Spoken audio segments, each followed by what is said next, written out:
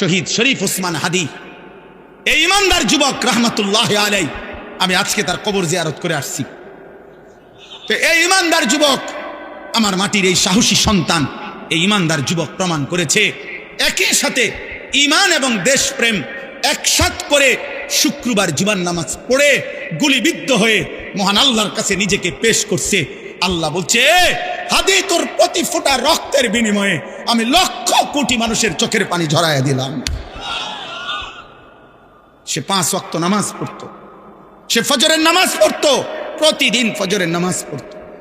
সে আল্লাহর কোরআনের হাফেজ ছিল, সে রাসূলুল্লাহ সাল্লাল্লাহু আলাইহি সাল্লামের হাদিস স্পষ্ট বিশুদ্ধ কোরআন পড়তে পারতো, হাদিস পড়তো। তার বাবা আলেম ছিলেন, তার মা পর্দানশীল, তার স্ত্রী পর্দানশীল, সে নিজে মাদ্রাসায় পড়ুয়া ছাত্র ছিল। হ্যাঁ বাবা, একই সাথে তার কলিজায় ঈমান ছিল, একই সাথে তার কলিজায় দেশপ্রেম ছিল। জমিনের মাটির প্রশ্নে, স্বাধীনতা, সার্বভৌমত্ব, আজাদির প্রশ্নে সে একাই বলছিল যে যদি দেশের একটা মানুষও যদি না বলে, তারপরেও ভারতীয় আধিপত্যবাদের বিরুদ্ধে আমি হাদি একাই বলে যাব, প্রয়োজন আমার জমিনের 1 ইঞ্চি কাউকে নিতে দেব না। জমিনের পাহারাদার ছিল, এই মাটির পাহারাদার, আবার ইমানদারও ছিল। এই জন্য দোস্ত, রাজনীতি আরো অনেকে আগেও করছে, এখনো করবে, কিন্তু এই পরিমাণ মানুষের চোখের পানি অঝরে ঝরানো এটা কঠিন, এটা কঠিন, এটা কঠিন। আজকেও আমি যখন দেখছি, তখনও দেখছি যে জিয়ারত করতেছে সাধারণ মানুষ, যেই দেখলাম যে সব কাঁদতেছে, সব কাঁদতেছে। এই জন্য কিশোর ভাই, যুবক, নওজওয়ান, মরলে এমন মরাই মইর। কত হাফেজ, কত আলেম, কত মুফতি, কত মুহাদ্দিস, কত পীর, কত বুজুর্গ, কত আউলিয়া, কত হাফেজে কোরআন, কত 90 বছরের বুড়া মানুষ, 4 বছরের বাচ্চা মানুষ, সবাই চোখ দিয়ে আল্লাহ তার জন্য পানি ঝরাইছে। প্রতিটা চোখের পানি তার জন্য দোয়া না? কথা বলেন না কেন? প্রতি ফোঁটা চোখের পানি তার জন্য দোয়া না? তাইলে এমন একটা মরণ তুমি মরো, যে মরণে দেশ কাঁদবে, মাটি কাঁদবে, যে মরণে কোটি মানুষের চোখের পানি ঝরবে। ঈমান এবং দেশপ্রেম একসাথ করছে, সে একসাথ করেছে। মাতৃভূমির প্রতিও তার অগাধ ভালোবাসা ছিল। ঈমানের প্রশ্ন, সে আল্লাহ তাআলার আনুগত্যশীল বান্দা ছিল। আলহামদুলিল্লাহ, আল্লাহ তার কবরকে নূরে নূরে মুনাব্বার করে দেয়। আল্লাহ তাআলা আমার উসমান হাদি রহমাতুল্লাহ আলাইহি এই সন্তানের প্রতি ফোঁটা রক্তের বিনিময়ে আল্লাহ লাখো কোটি যুবক তৈরি করে দেন, এবং এটা হবে ইনশাআল্লাহ, এটা হবে, এটাই হবে ইনশাআল্লাহ। কারো চোখ রাঙ্গানি, কারো ষড়যন্ত্র, কারো কোনো কিছুতেই আমার মাটির ইমানদার যুবককে 1 ইঞ্চি আজাদি, আমার কাটা তার, আমার সীমান্তের 1 ইঞ্চি মাটি ইনশাআল্লাহ পার্শ্ববর্তী বেঈমান নিতে পারবে না, ইনশাআল্লাহ, এটাই সত্য, কোনো সন্দেহ নাই। মনে রাখো যুবক, তুমি প্রয়োজনে লড়বা না, কিন্তু ইমানদার যুবক লড়বে, তুমি দেখো। এজন্য তোমরা, আমি অনুরোধ করছি, কিশোর যুবক ছেলেরা, নারী দেখতে দেখতে, ছবি দেখতে দেখতে, উলঙ্গ দৃশ্য দেখতে দেখতে, আরে বেটা, চটপটি খাইতে খাইতে 8 ঘন্টা শেষ করিস না বেটা। একটা চটপটি খাইছে বেটা, বন্ধুদের সাথে আড্ডা দিছে 8 ঘন্টা। এই 8 ঘন্টা কি করছে অপদার্থ বলতে পারবে না কি করছে। কিরে ভাই, কি করছে ততক্ষণ? আড্ডা দিছি। আর কি আড্ডা দিস? আড্ডা দিছি, নারী দেখছি, মোবাইলে ছবি দেখছি, তার ফাঁসাত লাথি দিছি, তার শার্ট টাঙ্গা ধরছে, তারে ঘুষি দিয়া লাইছে, ওই তার চুল ধরে টান মারছে। কি রে এরম করস? আমরা ফ্রেন্ড, তো ফ্রেন্ডে বুঝি আরেক ফ্রেন্ডের লাথি দেয়। তো দুইটাই তো অপদার্থ ফ্রেন্ড, দুটাই তো প্লাস্টিক। এটা কোন ধরনের ফ্রেন্ড হইল? একটা আরেকটা লাথি দাও, ফালতু কোথাকার। তাহলে বলেন মিয়া, জীবন মানে শুধু দুনিয়া উপভোগ করা? আখিরাতের ফিকির কে করবে? কবরের ফিকির কে করবে? পরকালের ফিকির করবে কে? এই জন্য আমি আপনাদের কাছে বলি, আমার মূল বক্তব্য এটা, আমাদের কোরআন সুন্নাহ ইসলাম, আমাদের নবীর মেহনত, ওলামায়ে কেরামের মেহনত, এই ওয়াজ, এই মাহফিল, এই জুমার বয়ান, এই সমস্ত আয়োজনের মূল মাকসাদ আখিরাতের আয়োজন। কিসের আয়োজন বলেন না? আল্লাহ তাআলা দুনিয়াকে তুচ্ছ করে ধরছে, বলছে লাহবুন, তামাশা তামাশা। সাহাবাদেরকে বলছে, সাহাবারা হালাল ব্যবসার মাল কিনতে গেছে, আল্লাহ বলছে তামসাদ গেলাকা। অথচ আসলে কি তামসা এটা? কিন্তু আল্লাহ তাআলা সাহাবাদেরকে বলছে যে তামসাদ গেলা কেন, খুতবা ছেড়ে। দুনিয়াকে আল্লাহ বলছে তামাশা। নবী সাল্লাল্লাহু আলাইহি ওয়াসাল্লাম বলছেন, একদিন নবীজি সাল্লাল্লাহু আলাইহি ওয়াসাল্লাম একটা কান কাটা মরা ছাগল, কান কাটা মরা ছাগল সাহাবাদেরকে দেখাইয়া বলছে, তোমরা কেউ আমার থেকে 1 দিরহাম 1 টাকা মূল্যে এই কান কাটা মরা ছাগলটি কিনবা? তো সাহাবারা বলছে লা নাখুযু হাযা বিদিরহামিন, ইয়া রাসূলুল্লাহ 1 টাকা মূল্যেও, মানে 1 দিরহাম মূল্যেও আমরা এটা কিনবো না। এটা কিতাম কিনবো, এটা তো কান কাটা মরা, এটা দিয়ে আমি করবো কি? আল্লাহ নবী সাল্লাল্লাহু আলাইহি ওয়াসাল্লাম বলেন, মুসলিম শরীফের হাদিস, নবীজি বলেন ফাওয়াল্লাহি লাদ দুনিয়া আহওয়ানু ইনদাল্লাহ মিন হাযা আলাইকুম। আল্লাহর কসম সাহাবীরা, এই কান কাটা মরা ছাগল তোমাদের কাছে যতটা নিকৃষ্ট, খোদার কসম আল্লাহর কাছে দুনিয়াটা তার চাইতে বেশি নিকৃষ্ট।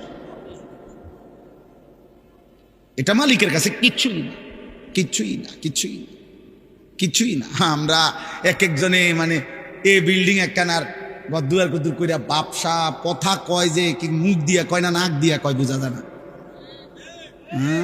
মাতবুরি কয়, কি বিল্ডিং করছেন মিয়া? 6 তলা বিল্ডিং।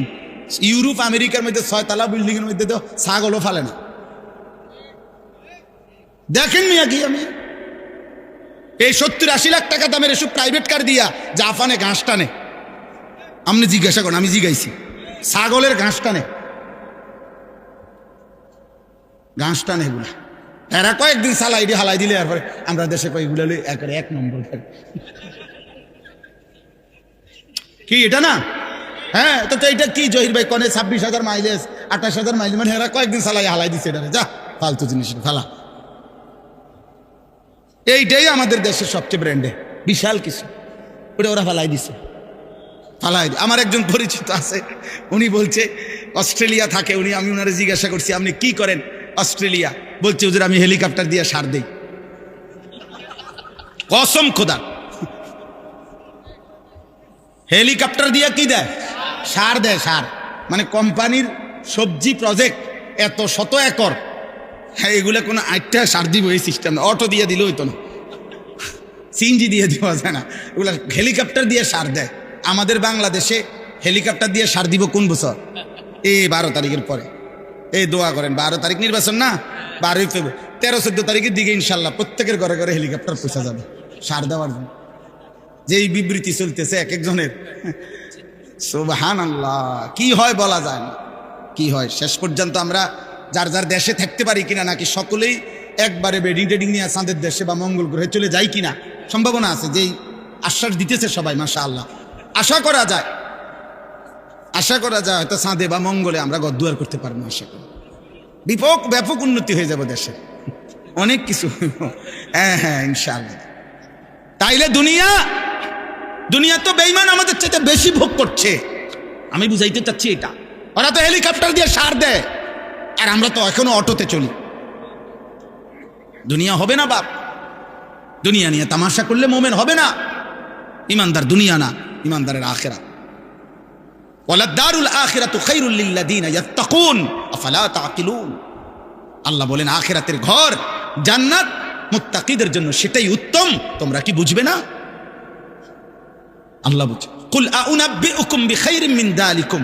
আল্লাহ বলেন নারীর সৌন্দর্য, সন্তানাদির আকর্ষণ, সম্পদের আকর্ষণ, জন্তু জানোয়ারের আকর্ষণ, ক্ষেত ফসলের আকর্ষণ, এগুলো সব আমি দিছি, আমি জুইয়িনা, আমি দিছি বান্দা, আমি দিছি। আল্লাহ বলেন এই দুনিয়ার এই সব আয়োজন যা আমি সাজিয়ে দিয়েছি তোমাদের জন্য, তার চাইতে উত্তমটা কি সেটা কি আমি তোমাদেরকে বলবো? আল্লাহ নিজে বলতেছে কুল আউনাব্বিউকুম, আমি কি বলবো তোমাদেরকে?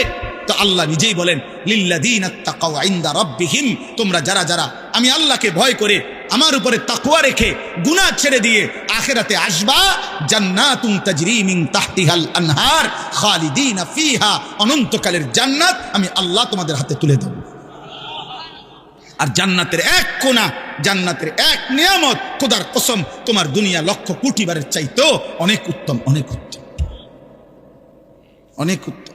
আপনি যদি বলেন আপনার সন্দেহ হয়, ঠিক আছে, আপনার সন্দেহ নিয়ে থাকেন আপনি, আমার ইয়াকিন হয়। আপনি যদি টেলিভিশনের খবর আপনার এতটা বিশ্বাস হয়, চ্যানেলের খবর আপনার এতটা বিশ্বাস হয়, বিজ্ঞান বইয়ের পড়া আপনার এত বিশ্বাস হয়, পদার্থবিজ্ঞানের পড়া আপনার এত বিশ্বাস হয়, জীববিজ্ঞানের পড়া আপনার এত বিশ্বাস হয়, দুনিয়ার বাংলা অঙ্ক ইংরেজি বইয়ের পড়া আপনার এত বিশ্বাস হয়, এত বড় কায়নাতের মালিক আসমানওয়ালা রব, তার কথা আমার বিশ্বাস হবে না কেন? কেন হবে না বিশ্বাস? কেন হবে না? হ্যাঁ বলেন, যুক্তি কি বলে, ইনসাফ কি বলে? কোরআনের কথা বিশ্বাস হবে না কোন যুক্তিতে? কেন? কারণটা কি? আপনার কাছে কি কারণ আছে বলেন, যে কারণে আপনি আস্থা রাখতে পারতেছেন না? রাসূলুল্লাহ সাল্লাল্লাহু আলাইহি সাল্লামের কথার উপরে আপনার আস্থা হচ্ছে না কেন বলেন? আমার শায়েখ আল্লামা মুফতি মুশতাকুন নবী কাসিমি হুজুর অনেক সময় এটা বলে, জিকিরের কথা, আল্লাহর জিকির বলতে বলতে ওয়াজে হুজুর অনেক সময় আবেগে জোশ উঠলে হুজুরে বলে যে, হে আল্লাহর বান্দারা, শ্রোতাদেরকে বলে যে, দেখেন আমি আপনাদেরকে এতক্ষণ বললাম যে আল্লাহকে ডাকেন, আল্লাহকে ডাকেন, আল্লাহকে ডাকেন, যদি আপনারা কেউ না ডাকেন শেষ পর্যন্ত আমি মুশতাকুন নবী কসম করে বললাম আমি আল্লাহকে ডাকবই ডাকবো। ঠিক তেমনি ভাবে আপনারা হাজারবার প্রত্যাখ্যান করেন, নওজোয়ান ভাই তুমি আল্লাহকে ছেড়ে দাও, বাকি মনে রাখো যাকে ছেড়ে দিছো ও চিরেই তুমি তার কাছেই যেতে হবে। হ্যাঁ নিশ্চিত, নিশ্চিত, কোনো সন্দেহ। আল্লাহ আমাদেরকে তৌফিক দান করেন, আল্লাহ আমাদেরকে কবুল করে নেন। শেষ আমার ওয়াজ, আমার মূল বক্তব্যের কথাই আপনার কাছে, আমার কাছে, কিশোর ভাই, যুবক ভাই, বয়স্ক বাবা, অনেক বুঝমান, আমার অনেক ঘনিষ্ঠ মানুষ আছেন এখানে আপনারা, এবং পর্দার আড়ালের মা বোন, প্রত্যেকের কাছে আমাদের মুসলমান, আমরা আমাদের পরিচয় আমরা মুসলিম, অতএব খুদার কসম এক মোমেন, এক মুসলমানের মূল পরিচয় আখিরাত, মূল ফিকির আখিরাত, মূল চেতনা আখিরাত, মূল প্রস্তুতি আখিরাত, মূল আয়োজন আখিরাত, আখিরাত, আখিরাত। আল্লাহ আমাদেরকে আখিরাতের প্রস্তুতি নেওয়ার তৌফিক দান করেন। আল্লাহ তাআলা বলেন, বিসমিল্লাহির রহমানির রহিম, আলিফ লাম মিম। এটা কোরআনের একটা মুজিজা। আল্লাহ তাআলা কোরআনুল কারীমের 29টি সূরার শুরুতে এরকম অক্ষর উল্লেখ করে কোরআনের একটা চ্যালেঞ্জ ঘোষণা করেছেন যে, হে পৃথিবীর সমস্ত মুশরিক বেঈমান, যদি তোমাদের কারো মনে হয় কোরআন আমার বন্ধু মুহাম্মদের বানানো, তাহলে কেউ যদি গল্প, কবিতা, প্রবন্ধ নিজে নিজে লেখে, তাহলে অন্যান্য জ্ঞানী গুণী ব্যক্তিরা সেই গল্প, কবিতা, প্রবন্ধের ব্যাখ্যা করতে পারে, কি বুঝাইতে চাইছে, অন্যান্যরা এটা দেখলে বুঝে। কারণ বাংলা পড়ছে এরকম তারা অনেকেই, অঙ্ক পড়ছে এটা তারা অনেকেই, ইংরেজি পড়ছে এটা তারা অনেকেই পড়ছে। তো এই জন্য একজনের লিখা, একজনের কবিতা, গল্প, অন্যান্য স্যারেরা, অন্যান্য শিক্ষিতরা এটা বুঝাইতে পারে না, ব্যাখ্যা করতে পারে না। তো আল্লাহ তাআলা বলছে, যদি ভাবো কোরআন আমার বন্ধু মুহাম্মদের বানানো, তো সে আর তোমরা একই জনপদের, একই এলাকার, একই ভাষাভাষী, একসাথেই বেড়ে উঠছো, অতএব তার বানানো এই কথা তো তোমরাও ইচ্ছা করলে ব্যাখ্যা করতে পারবা, বুঝাইয়া বলতে পারবা। তাহলে মুহাম্মদের বানানো আলিফ লাম মিম এই 3 অক্ষরের অর্থ কি? কও কও কও, তোমার আব্বারে ডাকো, তোমার 14 গোষ্ঠীরে ডাকো, যা কও এটার অর্থ কি? এরকম 29টা সূরার শুরুতে আল্লাহ তাআলা এমন আয়াত নাজিল করেছেন, একবারও বলতে পারে নাই, আজও বলতে পারে নাই। অতএব প্রতিবার প্রমাণিত কোরআন আল্লাহর কালাম। কার কালাম? মানুষের কালাম হলে যেই কোনো জ্ঞানী গুণী এটা ব্যাখ্যা করে বলতে পারত। আহাসিবান নাসু আন ইউতরাকু আন ইয়াকুলু আমান্না ওয়া হুম লা ইফতানুন। এই যে কথা শেষ, দেখেন হুজুর চলে আসছেন, ইনশাআল্লাহ হযরত বয়ান করবেন। আল্লাহ তাআলা বলেন, মানুষরা কি ভাবলো? এই কথাটা শুধু তর্জমা শুনলেই বুঝবেন। আল্লাহ তাআলা বলেন, আমার বান্দারা কি ভেবেছে যে তারা শুধু মুখে বলবে আমি মুসলমান, আমি মুমিন, এটুকু উচ্চারণ করবে? ভোটার আইডি কার্ড দেখেন আমার ধর্ম ইসলাম, জন্ম নিবন্ধন সনদ দেখেন আমার ধর্ম ইসলাম, পাসপোর্টে দেখেন আমার ধর্ম ইসলাম, হ্যাঁ মুখে বলবে আমি মুসলমান। আল্লাহ তাআলা বলেন, ওহুম লা ইফতানুন, আমি আল্লাহ এ শুধু দাবি করবে মুসলমান, আর আমি কোনো পরীক্ষা না নিয়ে আমার বান্দাকে ছেড়ে দেব, জান্নাত দিয়ে দেব। এই কি ভেবেছে বান্দা? এই কি ভেবেছ? আল্লাহ তাআলা এটা জানতে চাইছে। কি ভাবছো বান্দা? আখেরাতে পাসপোর্ট দেখাইবা, আখেরাতে আইডি কার্ড, আখেরাতে জন্ম নিবন্ধন সনদ দেখাইবা? না না, আমি পরীক্ষা নেব, ইমানের পরীক্ষা দিয়ে আখেরাতে জান্নাত নিতে হবে। কি দিয়ে বলেন না? পরীক্ষা দিয়ে। কি দিয়ে বলেন? বলেন না কি দিয়ে? পরীক্ষা দিয়ে, পরীক্ষা। ওয়ালাকাদ ফাতান্নাল্লাযীনা মিন ক্বাবলিহিম, আল্লাহ বলেন প্রত্যেক জামানায় যারাই নিজেদেরকে ঈমানের পরিচয় দিয়েছে আমি তাদের পরীক্ষা নিয়েছি। ফালা ইয়ালামান্নাল্লাহুল্লাযীনা সাদাকু ওয়ালা ইয়ালামান্নাল কাযিবিন, পরীক্ষা নিয়ে আমি জেনেছি ঈমানের দাবিতে কে সত্যবাদী আর কে মিথ্যাবাদী। এজন্য দোস্ত, আমাদের জীবন পরীক্ষা। দুনিয়াকে বলে দারুল ইমতিহান, পরীক্ষার ঘর। আখিরাত হলো দারুল জাযা, ফলাফলের ঘর। পরীক্ষা দেবেন এখানে, ফলাফল শুনবেন সেখানে। দুনিয়াকে বলে দুনিয়াকে বলে দারুল আমাল, আমলের ঘর। আখিরাতকে বলে দারুল হিসাব, হিসাবের ঘর। দুনিয়াকে বলে দারুল মিহান, মেহনতের ঘর। আখিরাতকে বলে দারুল জাযা, ফলাফল, প্রতিদানের ঘর। মেহনত করবেন এখানে, প্রতিদান পাবেন সেখানে। আমল করবেন এখানে, হিসাব পাবেন ওইখানে। পরীক্ষা দেবেন এখানে, ফলাফল শুনবেন ওইখানে। কথা বুঝছেন কি না বলেন? পরীক্ষা দিতে হবে। পরীক্ষাটা কি?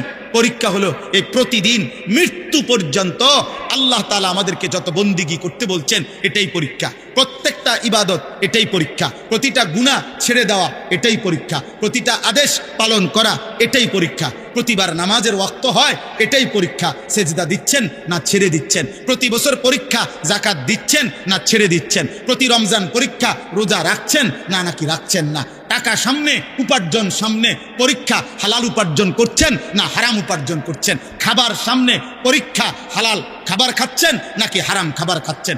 নারী সামনে, পরীক্ষা হা করে তাকায় আছেন নাকি চোখ নামায় রাখছেন। প্রত্যেক গুনার মুহূর্তে ছেড়ে দেওয়ার পরীক্ষা, প্রত্যেক আদেশের মুহূর্তে পালন করার পরীক্ষা। বুঝাইতে পারলাম?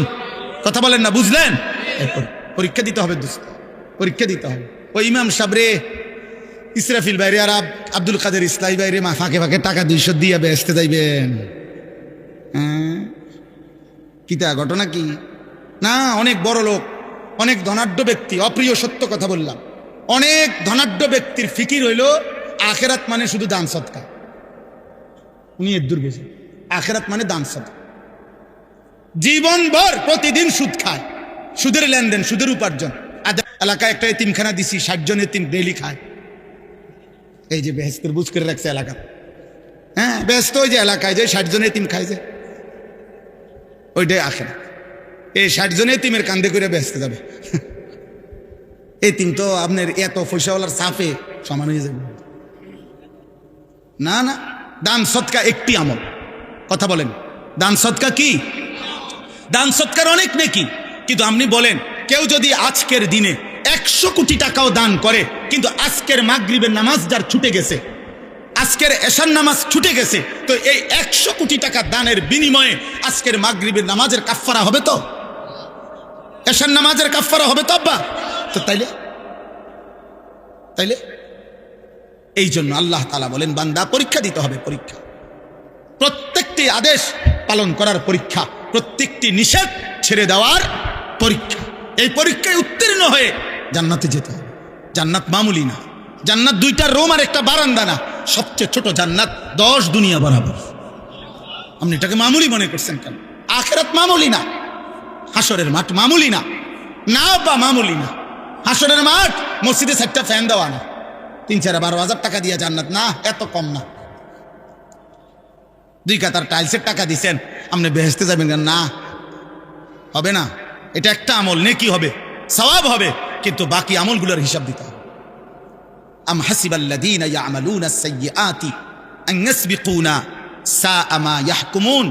শেষ আল্লাহ বলেন বান্দা তোমরা যারা যারা প্রতিনিয়ত নাফরমানি করছো, তোমরা যদি ভেবে থাকো যে এই পৃথিবীর বহু লোককে ফাঁকি দিছ, কেউ টের পায় নাই তোমার পাপ, তোমার অপরাধ, এ কারণে যদি মনে করে থাকো যে আমি আল্লাহকেও ডিঙ্গায় ফেলবা, আমাকেও ফাঁকি দিয়ে ফেলবা, খোদার কসম আল্লাহ বলেন সাআ মা ইয়াহকুমুন, তাহলে বান্দা এটা কিন্তু তুমি বড় ভুল সিদ্ধান্ত নিছো। এই পৃথিবীর সব ফাঁকি দিল, আমারে ডিঙ্গাইবা কেন? আমাকে আড়াল করবা কেন? আমার থেকে লুকাইবা কেন? আমাকে অতিক্রম করে যাবা কেন? আমার হাত থেকে ছুটবা কেন? পারবেন? কথা বলেন না পারবেন? বলেন না পারবেন? হ্যাঁ যুবক ভাই, অতএব নওজোয়ান, রাত 2টায় পৃথিবী ঘুমায়, কিন্তু আসমানওয়ালা রব ঘুমায় না। 2টা বাজে তুমি ভাবছো কেউ জেগে নাই, এই জন্য মোবাইলে উলঙ্গ ছবি দেখো। আসমানওয়ালা রব ডেকে বলে আনিস আমি জেগে আছি, আমি দেখছি, আমি দেখছি, আমি দেখছি। সুদের টাকা কেউ টের পায় নাই, ওজনের কমতি কেউ বুঝে নাই, কাস্টমার বুঝে নাই, আসমানওয়ালা বলে আমি বুঝেছি। মান কানা ইয়ারজু লিকা আল্লাহ ফাইন্না আজালাল্লাহি লাআতিন ওয়া হুয়াস সামিউল আলিম। ওফো, মালিক শেষে চমৎকার কথা বলে, অতএব সব কিছু বুঝে শুনে পরীক্ষা দেওয়ার নিয়ত করে আমার যে বান্দা ঈমান আমলের পরীক্ষা দিবা, বন্দিগি ইবাদত আমল করতে থাকবা, আর মনে মনে আশা আমি আল্লাহর সাক্ষাৎ পাইবা, জান্নাত পাইবা। আল্লাহ বলে যদি এই আশা পোষণ করে থাকো, আমার বন্দিগি করতে থাকো, আমি আল্লাহ ওয়াদা দিলাম আমি একদিন নির্দিষ্ট সময়ে আমার ফেরেশতা মালাকুল মউত আজরাইলকে তোমার কাছে পাঠাবো, সে তোমাকে আমার কাছে নিয়ে আসবে, আমাকেও দেখবা, আমার জান্নাতও পাইবা। হুয়াস সামিউল আলিম। আল্লাহ বলেন অতএব শুনে নাও বান্দা, যাই বলো আমি সব শুনি, যাই করো আমি সব জানি, ভালোটাও জানি, মন্দটাও জানি, রাতেরটাও জানি, দিনেরটাও জানি, একাকীও জানি, প্রকাশ্যেও জানি, দিবালোকেও জানি। অতএব আমাকে লুকাইও না, আমার থেকে আড়াল করবে না। আল্লাহ আমাদের সবাইকে ঈমানের জীবন দান করে, আমলের জীবন দান করেন, আখিরাতের ফিকির দান করেন, কবরের ভয় দান করেন, জাহান্নামের ভয় দান করেন। প্রিয় ভাই নওজোয়ান, আর কিছু সময় মোহতারাম মেহমান হজরত অনেক দূর থেকে কষ্ট করে এসেছেন, দয়া করে অল্প সময় কথা বলবেন, দোয়া করবেন। সবার কাছে অনুরোধ, নওজোয়ান ভাই তোমরা আসছো কষ্ট করে, একান্ত কারো কোনো জরুরত না হলে আমি হাত জোর করে অনুরোধ করে বলছি, সবাই মহব্বতের সাথে বসে শুনলে, এক আল্লাহওয়ালার কাছ থেকে দোয়া নিয়ে গেলে বরকত হবে। আল্লাহ আমাদের সবাইকে তৌফিক দান করেন। দারুল উলুম আল আমিন মাদ্রাসা আল্লাহ কবুল করেন। আগামী 10 জানুয়ারি আমাদের কুমিল্লা জেলা কওমি মাদ্রাসা সংগঠন বুড়িচং উপজেলা শাখার উদ্যোগে কাবিলা শাহী ঈদগাহ মাঠ